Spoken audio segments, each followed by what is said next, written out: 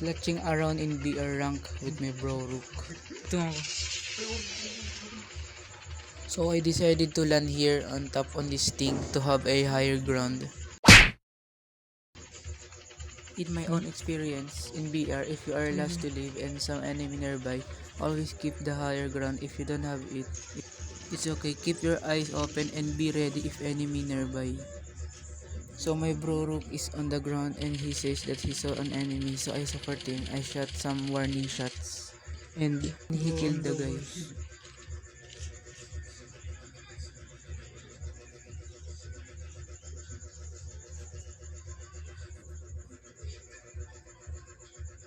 Sa kabila yata. So I am here on top and my bro Rook on the ground. He's the attacker. If ever he says he need help cause some enemies are there, I'm the backup if he needs. Ayun.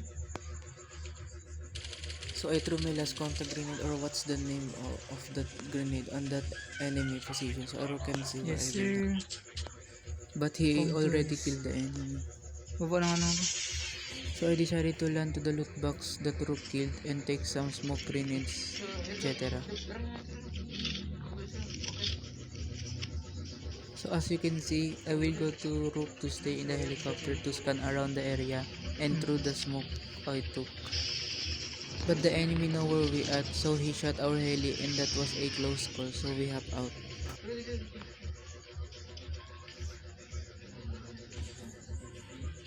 So Rook used his airborne to escape, and me I followed too.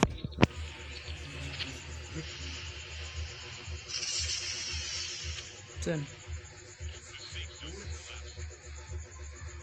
So as me, I saw the Eh, last listen, enemy listen. on top of the hill. So as soon I Dire, left dire. down, he disappeared and I guess Wow, is wow, at the wow. bottom.